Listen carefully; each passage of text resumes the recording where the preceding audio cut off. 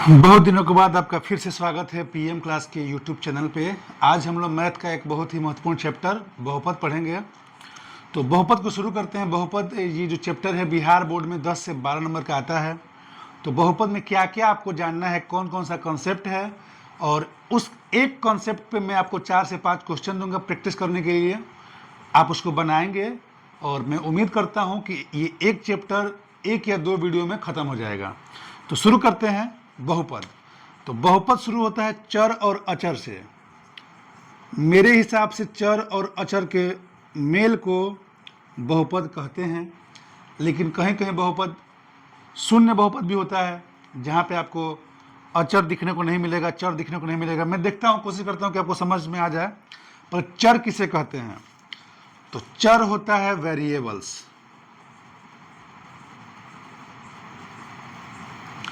और अचर होता है कांस्टेंट। मतलब 99% जो सवाल होंगे उसमें ये दोनों होंगे, चर भी होगा और अचर भी होगा। तो चर किसे कहेंगे? A to Z, A B C D ऐसे जो भी अल्फ़ाबेट्स होते हैं, P Q R M N Y Z जो भी आ जाएंगे, ये आपको दिख जाएंगे ABCD, ये सब क्या है? चर हैं। क्या है? चर। और अचर क्या है? ये होते हैं न्यूमेरिकल्स वैल्यू, न्यूमेरिक 1 2 3 जहां तक आप काउंट कर लो, वो सब क्या है? कांस्टेंट में आते हैं। तो एक ऐसा व्यंजक जिसमें चर भी हो और अचर भी हो, और उसी के आधार पे हम बहुपद को बता पाएंगे।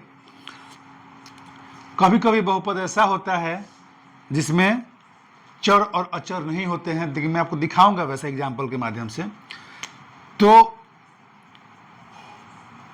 जैसे कहीं लिखा है ax² plus bx plus c, एक ये हो गया।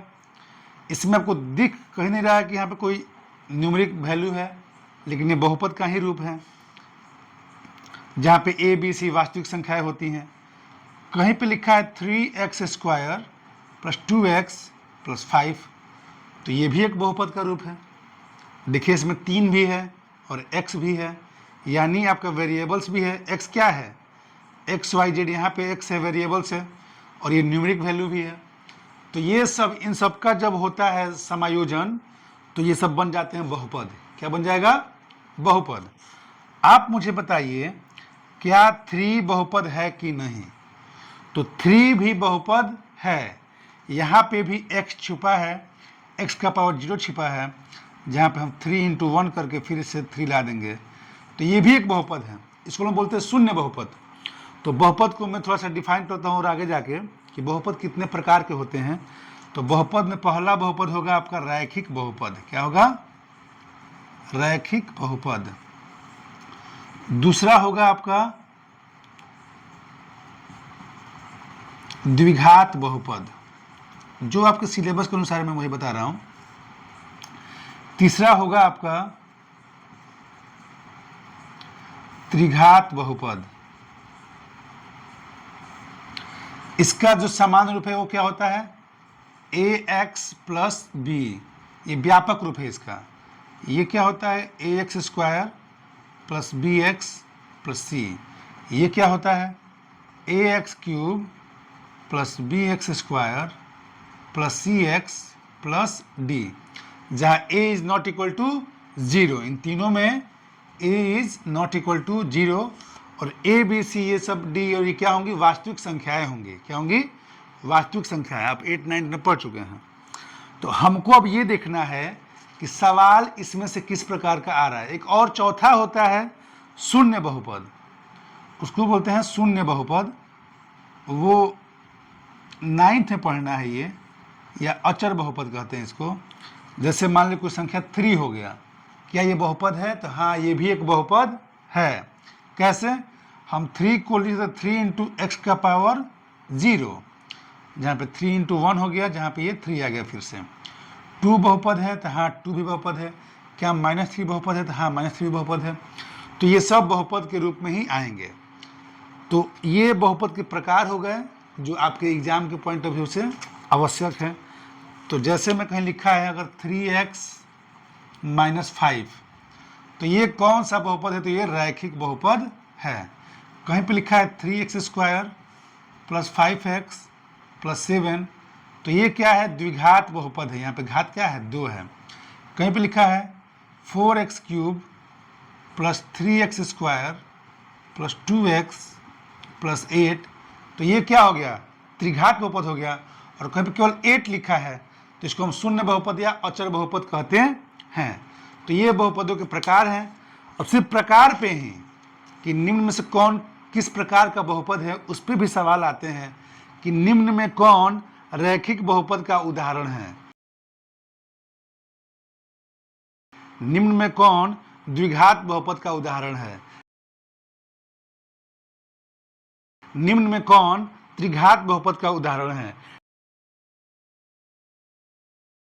निम्न में कौन शून्य बहुपद है या अचर बहुपद। अब हमको पढ़ना है बहुपद की घात, डिग्री ऑफ पॉलिनोमियल्स। तो यहीं पे देखते हैं बहुपद की घात। ध्यान से सुनिएगा, जब ध्यान से सुनिएगा आप तो आप समझिएगा तुरंत।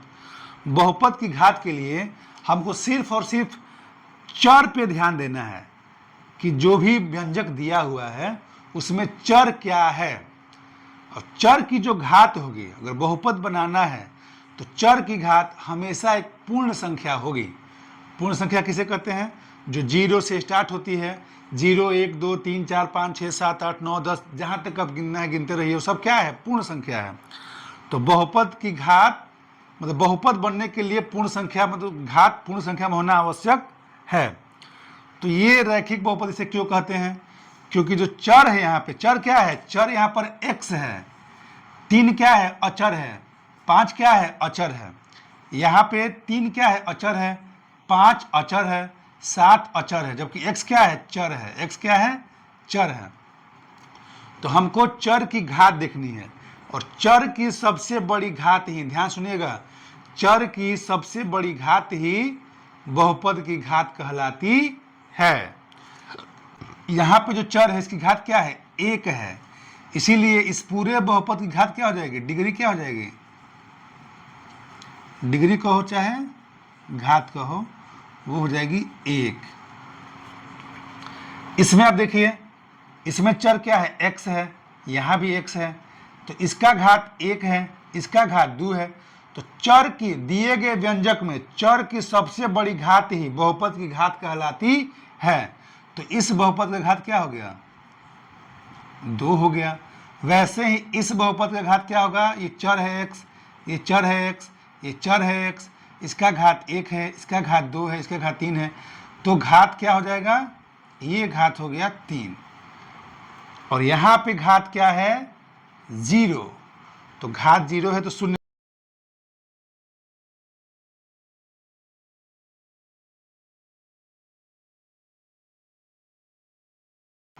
तो इस प्रकार हम देख सकते हैं कि भाई किसी भी बड़े से बड़े बहुपद की घात अगर निकालनी हो तो हम घात निकाल सकते हैं। अच्छा, घात पे 2 प्रकार के और प्रश्न आते हैं, मैं घात की ही बात कर लेता हूँ। कभी कभी क्या देगा? 2 अलग अलग व्यंजक दे देगा और वो बोलेगा कि इसका घात बताइए। तो व्यंजक कैसा रहेगा? वो व्यंजक रहेगा या तो गुणा के फॉर्म में रहेगा या तो भाग के फॉर्म में रहेगा। आपको देख के डरना नहीं है। जैसे कहीं कहीं जो व्यंजक देगा वो देगा इस फॉर्म में, 2 व्यंजक दे दिया कि x square plus 3x plus 5, x का power 3 plus 3x square plus 4x plus 7, दोनों को मल्टीप्लाई करना चूंकि ब्रैकेट में है, और बोल देगा दिए गए व्यंजक की घात ज्ञात करें, इसका घात क्या होगा। तो आप तो यहाँ पे घात देखेंगे 2 घात है, यहाँ पे 3 घात है, उसका घात होगा क्या? तो आप जानते हैं जब गुणा करते हैं हम समान राशि का, तो यहाँ पे इसका घात क्या है? 2 है, यानी कि x का पावर 2 गुणा इसका घात क्या है? 3 है, तो यानी x का पावर 3। जब गुणा करेंगे तो x का पावर 2 प्लस 3, यानी ये हो गया x का पावर 5। तो दिए गए व्यंजक का घात क्या होगा? x का पावर यानी 5 होगा। घात क्या होगा इसका? 5 होगा। और ये गुणा के फॉर्म में है। ऐसे बहुत सारे सवाल आपके ब्रिलियंट की बुक में दिए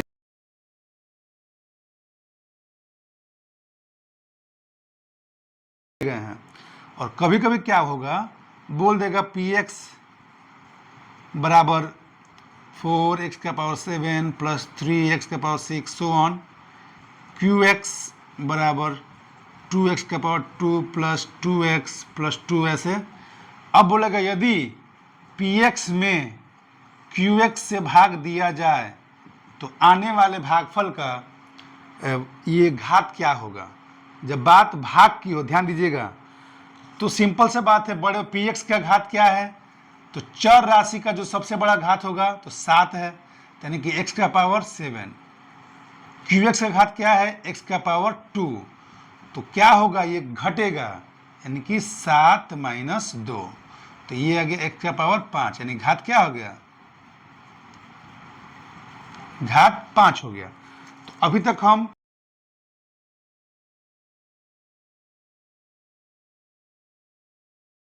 तीन चार प्रकार के बात पढ़ लिए जो आपके एग्जाम में आते हैं। एक तो घात पूछता है, उसके बाद ये दे देगा गुणा करने के लिए तब घात पूछेगा, दे देगा भाग करने के लिए तब घात पूछेगा, सिंपल से घात पूछ देगा, बोल देगा कि रैखिक बहुपद का घात क्या होता है, तो 1 होता है, द्विघात बहुपद का घात क्या होता है, 2 होता है, त्रिघात बहुपद का घात क्या होता है, 3 होता है। तो वैसे ही ऐसे सवाल आएंगे। अब जो अगला टॉपिक है इसमें घात में, बहुपद होने का शर्त, जो आप जानते भी हैं, बहुपद होने का शर्त। सवाल आता है कि निम्न में कौन बहुपद है और कौन बहुपद नहीं है। तो बहुपद होने के शर्त में पहला शर्त मैं बता चुका हूं कि चर राशि का जो पावर होगा वो एक पूर्ण संख्या होना चाहिए। जब पूर्ण संख्या होगा पावर, तभी जाके वो बहुपद कहलाएगा।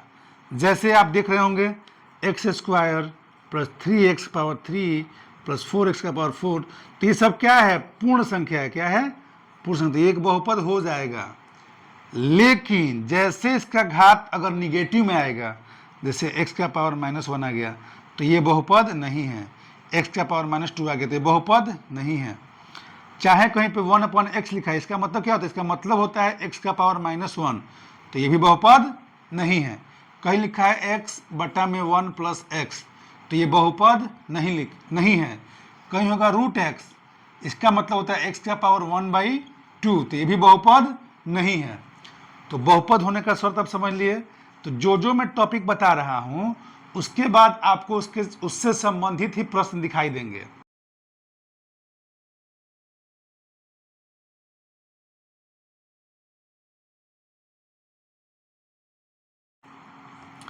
तो अब सवाल जो आपके बुक में है कि निम्न में कौन बहुपद है कौन बहुपद नहीं है, तो ये सवाल भी आपसे बन जाएगा।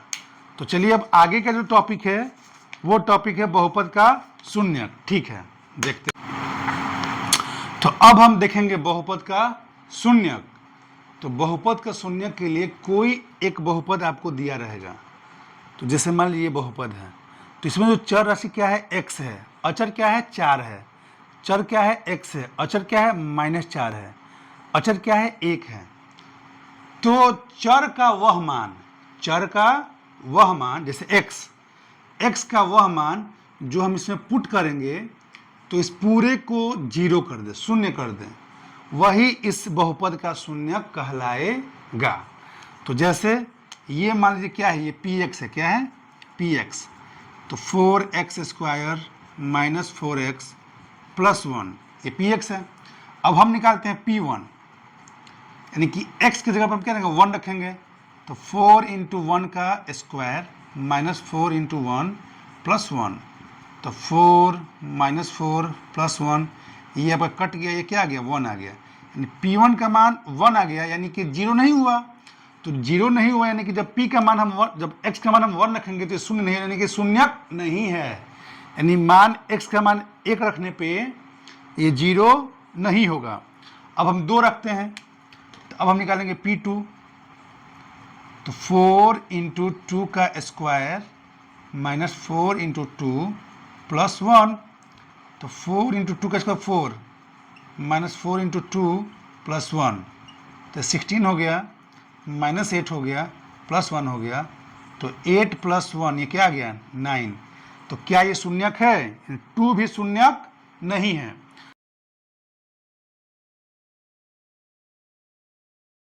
का मान होगा, हम लोग निकालेंगे इसको देख के।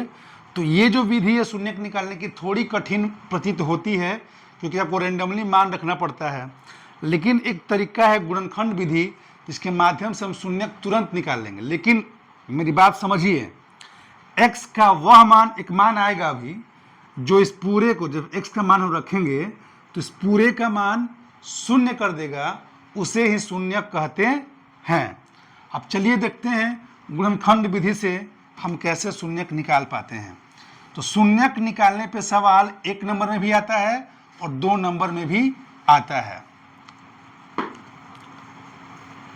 तो इसमें क्या करते हैं, जो पहले तो हम सजाएंगे डिक्रीजिंग ऑर्डर में। तो जो चर राशि है उसका घात यहाँ पे 2 है, यहाँ पर घात 1 है और यहाँ पे घात 0 है, यानी ये सही दिशा में है। जैसे इसमें ऐसा नहीं है, इसमें क्या पहले घात 2 है, फिर घात 0 हो गया, फिर घात 1 हो गया। तो हम क्या करेंगे, इसको 6x² - 7x - 3 से सजा कर लिखेंगे, तब जाके ये इसका शून्यक निकालने में हमको आसानी होगी गुणनखंड विधि से। तो गुणनखंड विधि से करने के लिए जो अचर पद होता है 1, ये अचर है, और जो x² का गुणांक है ये 4, इन दोनों को हम गुणा करते हैं। हर बार ध्यान रखिएगा वही होगा। तो 1 और 4 को गुणा करिए तो 1 × 4 क्या आ गया, 4 आ गया। अब 4 कैसे बना है, 4 बना है 1 × 4 से, 2 × 2 से। अब यही 2 तरीका है 4 बनने का। अब इन्हीं 2 तरीकाओं का यूज करके हम यहाँ पे इसको तोड़ेंगे। तो पहले जो लिखा है 4x² हम उसको ऐसे उतारते हैं एज इट इज, ये जो +1 है उसको आप ऐसे उतार दिए एज इट इज, ये जो -4x है उसको हम इन दोनों की सहायता से लिखेंगे। यानी कि जब हम प्लस माइनस करेंगे, जोड़ेंगे घटाएंगे, तो -4 ही आना चाहिए। तो यदि हम -2x कर दें और -2x कर दें तो क्या ये -4 हो गया और ये 2 संख्याओं का यूज भी हो गया। तो इन्हीं 2 संख्याओं का यूज करना है, या तो इन दोनों का यूज कीजिए या फिर इन दोनों का यूज कीजिए और जोड़िए घटाइए। तो मैंने क्या किया, -2x -2x कर दिया। अब देखिए इन दोनों में कॉमन क्या है, इन दोनों में कॉमन है 2x, तो यहाँ बचा 2x - 1, यहाँ से हमने कॉमन -1, तो ये हो जाएगा 2x और ये -1। अच्छा, चूंकि शून्यक निकालना है तो बराबर हम क्या कर देंगे, 0 बराबर 0 बराबर 0। जैसे बोलेगा शून्य ज्ञात कीजिए, वैसे ही आप दिए गए व्यंजक के बराबर 0 कर देंगे। तो अब देखिए क्या हो गया, ये हो गया 2x - 1 कॉमन हो गया और यहाँ पे फिर 2x - 1 आ गया। इट मीन्स एक बार हम 2x - 1 बराबर 0 करेंगे, इसलिए 2x बराबर 1, x बराबर 1/2। यहाँ भी सेम ही आएगा, x बराबर 1/2, यानी 1/2 एक ऐसा मान है। तो हमने क्या माना था, हमने माना था px बराबर 4x² - 4x + 1। अगर अब हम p 1/2 का मान निकालेंगे तो 4 × 1/2 का स्क्वायर - 4 × 1/2 + 1। जहाँ जहाँ x है वहाँ मैंने 1/2 रख दिया। अब देखिए शून्य हो जाएगा तुरंत, 4 × 1/2 का स्क्वायर यानी कि 1/4, -2 से 4 कट गया 2 + 1, तो ये 1 हो गया। तो 1 - 2 + 1, तो 1 1 2 - 2, ये क्या आ गया 0। यानी p 1/2 पे ये क्या हो जा रहा है, शून्य हो जा रहा है, यानी कि x के हम क्या रखा 1/2, यानी 1/2 एक ऐसा मान है जो इस पूरे बहुपद को क्या कर दिया, शून्य कर दिया, और इसे ही शून्यक कहते हैं। तो ये तो एक सवाल था, बाकी 3 सवाल और हैं, तो मैं आपको बना के दिखाता हूँ कि बाकी का शून्यक हम लोग कैसे निकालेंगे। शून्यक जैसे बोलेगा कि शून्यक निकालिए, वैसे आपका पहला काम रहेगा कि उसके बराबर 0 हम कर देंगे। तो ये क्या लिखा है, 6x² - 7x - 3। मैंने इसको डिक्रीजिंग ऑर्डर में सजा दिया। आप भी ध्यान रखेंगे, अगर सवाल रैंडमली ऐसे आता है तो आप उसको डिक्रीजिंग ऑर्डर में सजाएंगे। तो अब देखिए फिर ये -3 और ये 6 जब मल्टीप्लाई करें तो क्या आएगा, 18 आएगा। क्या आएगा, 18। अब हमको इस 18 किससे बना है, 1 × 18 से बना है, 2 × 9 से बना है, 3 × 6 से बना है। यही 2 तरीका, जिससे 3 तरीका जिससे 18 बन सकता है। तो इन्हीं तीनों में से किसी एक का प्रयोग करेंगे और लाएंगे -7।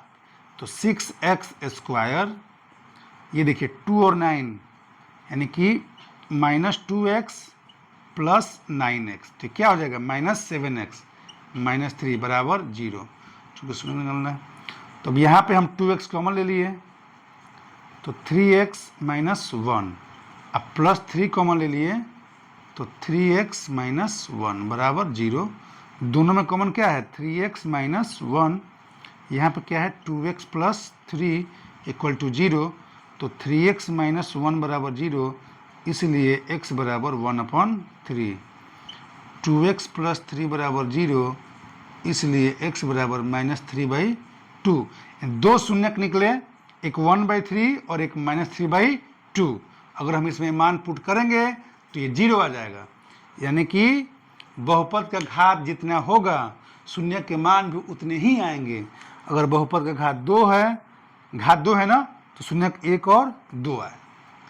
तो 2 सवाल हो गया। तीसरा सवाल ये है, ऐसे सवाल बहुत आते हैं बोर्ड के एग्जाम में। 1 नंबर में क्या दिया है? दिया है x² - 4, तो x² - 4 बराबर हम 0 कर देंगे, 4 को उधर भेजेंगे, तो x² बराबर 4 हो गया।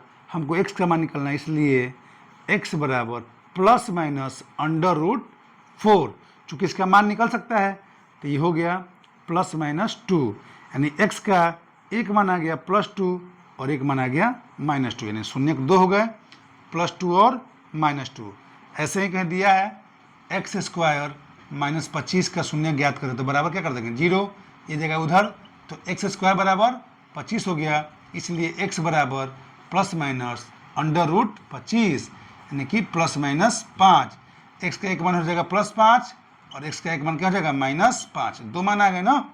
ऐसे ही x² - 27 बराबर 0, तो x² बराबर 27, इसलिए x बराबर ±√27। तो एक मान आएगा +√27 और एक मान आएगा -√27, क्योंकि इसका ये परफेक्ट स्क्वायर नहीं है। तो हम बहुपद का शून्यक निकालना भी सीख गए।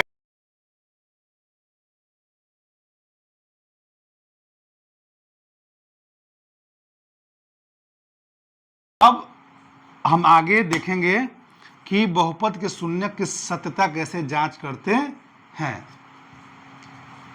शून्यकों एवं गुणांकों के बीच संबंध। शून्यकों एवं गुणांकों के बीच संबंध, जैसे ये है आपका ax² + bx + c, ये एक द्विघात बहुपद है। तो ये जो a है ना, x² का गुणांक है, ये जो b है वो x का गुणांक है, और c क्या है? अचर पद है। तो ऐसे ही इनमें एक संबंध होता है, उसको हम लोग देखने का प्रयास करते हैं। अभी जब हम सवाल बनाए थे तो बहुपद का मान आया था, जैसे आपका ये था x² - 4, इसके शून्यक निकले थे ना, तो इसके शून्यक आए थे +-2, यानी कि एक था +2 और एक था -2। तो इन दोनों में संबंध कैसे हम निकालेंगे गुणांकों के बीच, देखते हैं। तो सबसे पहले हम शून्यक निकालेंगे। अच्छा, शून्यक को ही मूल कहते हैं, तो शून्यक निकालेंगे, और शून्यक निकालने के बाद उनके गुणांकों से देखेंगे क्या संबंध है। तो ऐसे सवाल में हम मान लेते हैं अल्फा एवं बीटा इसके शून्यक हैं। तो अल्फा प्लस बीटा इसको बोलते हैं मूलों का योगफल या शून्यकों का योगफल, और अल्फा इंटू बीटा ये क्या है? मूलों का गुणनफल है। क्या है? मूलों का गुणनफल। ये होता है -b/a। अब -b, ये तो b है, ये किसका गुणांक है? x का, यानी माइनस हो गया x का गुणांक। a क्या है? a है x² का गुणांक बटे में x² का, मतलब यदि यहाँ पे ay² + by + c होगा तो आपको घबराना नहीं है, x की जगह पे y कर देना बस। जो चर पद है, x क्या है? चर है, और a b c यहाँ पर अचर है। अब अल्फा इंटू बीटा क्या होता है? c/a, तो c/a, c क्या है? अचर पद,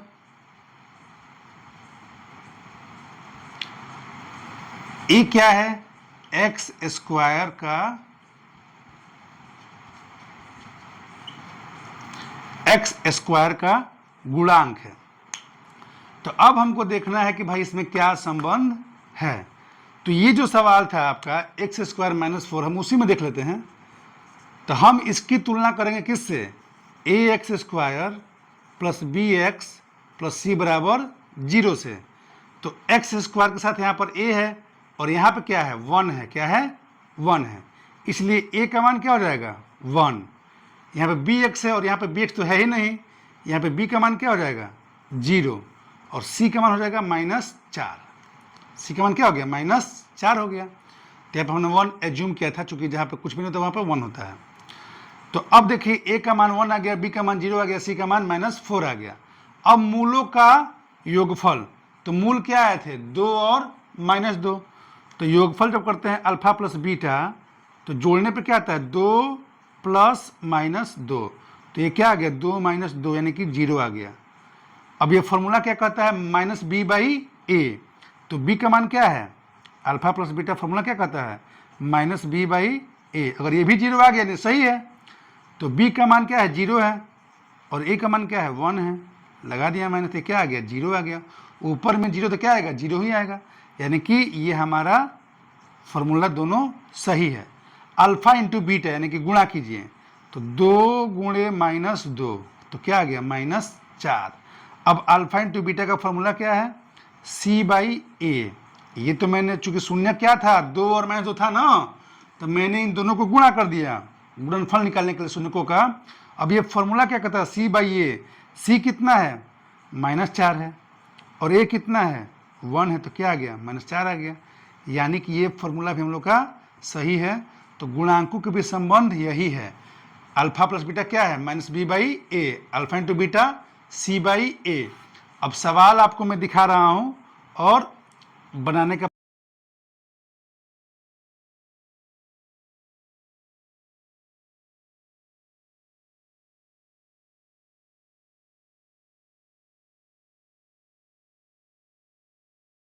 ये एक बहुपद है, इसके शून्यक पहले ज्ञात करने हैं और फिर गुणांकों से उनका संबंध स्थापित करना है।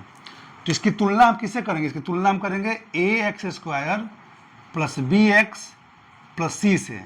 तो a का मान क्या आएगा, देखिए x² से करके 4 आएगा, b का मान क्या आएगा -4 आएगा और c का मान क्या आएगा 1 आएगा। ठीक, अब हम जब इसके मूल निकाले थे, शून्य किसके निकाले थे, तो इसके शून्य क्या आए थे 2x - 1 यानी कि 1/2 आया था। दोनों क्या आया था 1/2 ही आया था। तो इसके आधार पे सिर्फ मूलों का, ये तो मूल हो गया ना शून्य, ये तो शून्य है 1/2 1/2, तो ये मूलों का योगफल क्या हो जाएगा, यानी कि जोड़ने पे दोनों को जब जोड़ेंगे तो 1/2 प्लस 1/2, आधा प्लस आधा क्या हो गया 1 हो गया। अब फॉर्मूला क्या कहता है, फॉर्मूला कहता है अल्फा प्लस बीटा, ये होता है -b/a, यानी कि -4 बटा में a का मान क्या है 4 है, 4/4 क्या आ गया 1 आ गया। Alpha into beta c/a, c का मान क्या है 1 है और a का मान 4 है। और देखिए दोनों गुणा कीजिए 1/2 इंटू 1/2 तो क्या आ गया 1/4 आ गया। यानी कि जो भी मूल आ रहे हैं, जो भी शून्यक आ रहे हैं, जब हम उनको जोड़ते हैं तो ये जो फॉर्मूला है -b/a उससे भी वही मान आ रहा है, और ये जो फॉर्मूला है c/a उससे भी वही मान आ रहा है गुणा करने पे। तो इससे संबंधित एक 2 नंबर का प्रश्न आता है कि दिए गए बहुपद का शून्य ज्ञात कीजिए और उनके गुणांकों से संबंध स्थापित कीजिए।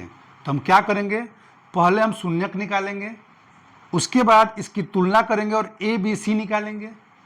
तो शून्यक हम निकाले थे पिछले प्रश्न में, तो आप 1/2 आ गया था। फिर हम उसे तुलना करेंगे। अब यहाँ पे जब 1/2 आया है वहीं पर हम लिखेंगे मूलों का योगफल।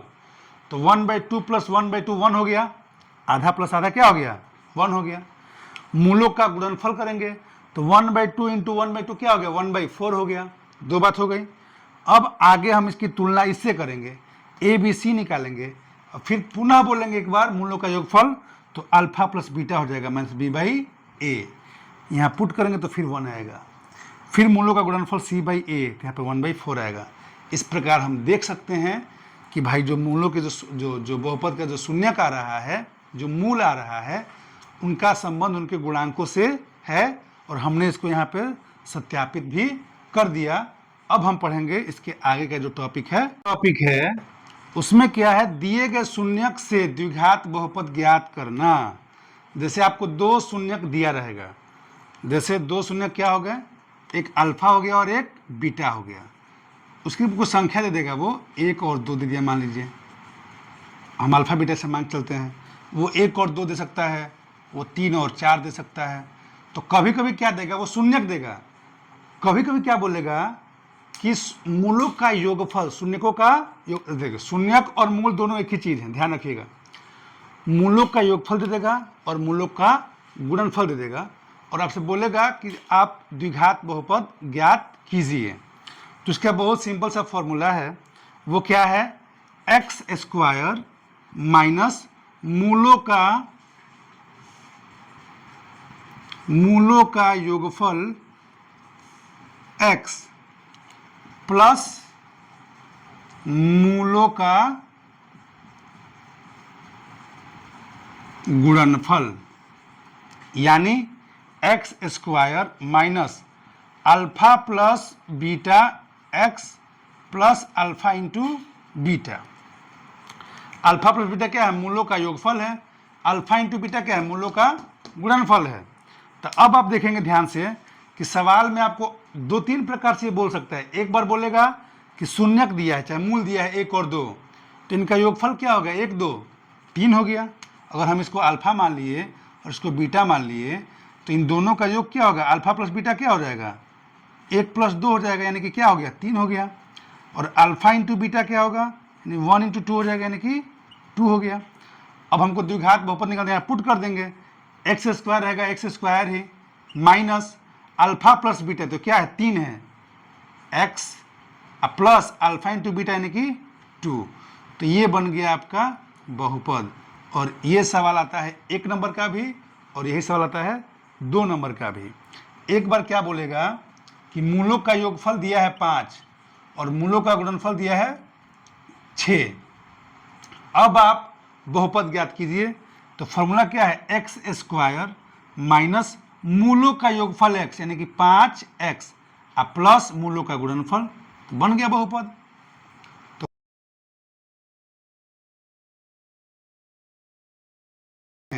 और एक तरीका जो मैंने निजात किया है तो ये है कि जब आपको केवल शून्यक दे कि एक शून्यक 3 है और एक क्या है 4 है, और आप ये फॉर्मूला भूल गए हैं, तब कैसे निकलेगा।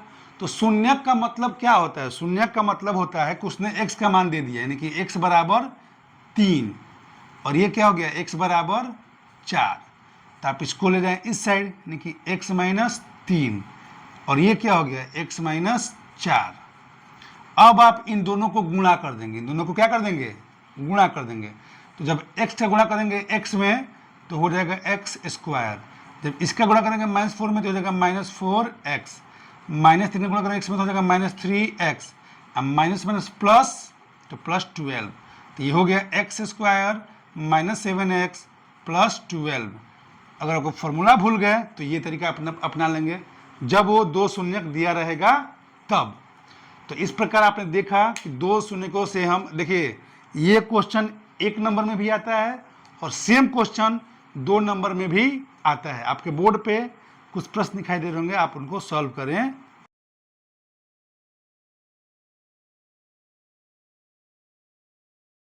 देखेंगे त्रिघात बहुपद, तो आप ध्यान से देखिए ax³ plus bx² plus cx plus d, तो इसमें जो चर पद है x है, इसका जो सबसे बड़ा घात क्या है 3 है, इसलिए क्या है त्रिघात बहुपद है।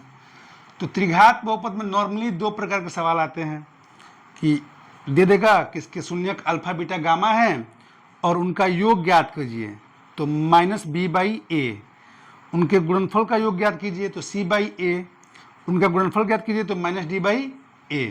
तो ये फॉर्मूला आपको याद करना होगा, बिना फॉर्मूला के आप सवाल नहीं बना पाएंगे। -b/a, c/a, -d/a।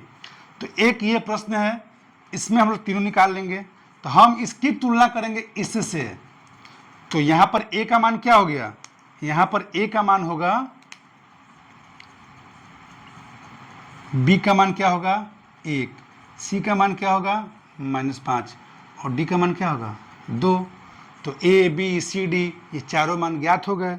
अब हमको निकालना है ये फॉर्मूला दिया है -b/a, यानी कि -1/2 आंसर हो गया। c/a -5/2 आंसर हो गया। -d/a तो 2/2 और ये माइनस है तो क्या हो गया -1। तो जो भी पूछेगा इन तीनों में से आप ये निकाल सकते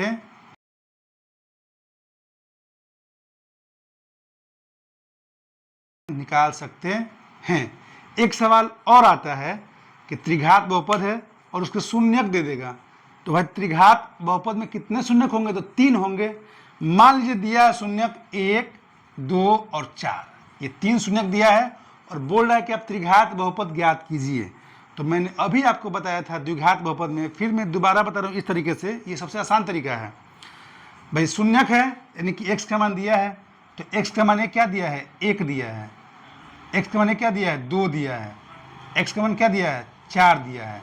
आप इसको ले जाइए इस साइड, यानी हो गया x - 1, ये क्या बन गया x - 2, ये क्या बन गया x - 4। अब इन तीनों का आप आपस में गुणा कर दीजिए। तो इस x का गुणा होगा इस x में तो हो जाएगा x², इस x का गुणा होगा -2 में तो हो जाएगा -2x, -1 का गुणा होगा x में तो हो जाएगा -x, -1 - 2 तो हो जाएगा +2। तो x² -3x + 2, इसका गुणा हम करेंगे x - 4 में, इसमें तो x² x क्या हो जाएगा x³ हो जाएगा, -4x² हो जाएगा, -3x² हो जाएगा, +12x हो जाएगा, +2x हो जाएगा, -8 हो जाएगा। सबको आप रख लीजिए। तो x³ -7x² + 14x -8, तो ये क्या बन गया त्रिघात बहुपद। अगर उसके शून्यक दिए रहेंगे तो आप उससे त्रिघात बहुपद ज्ञात कर लेंगे। इस प्रकार एक छोटे से वीडियो में आप हर प्रकार का सवाल देख लिए। सिर्फ इन्हीं सवालों के आधार पे कम से कम 7 से 8 नंबर आ जाएगा। और अभी एक पार्ट और बाकी है जिसमें हम टफेस्ट क्वेश्चन बताएंगे, जिसके माध्यम से जितना भी बड़ा बड़ा सवाल है वो सब हो जाएगा। तब तक के लिए हम चलते हैं। गुड बाय, गुड नाइट, मिलते हैं कल।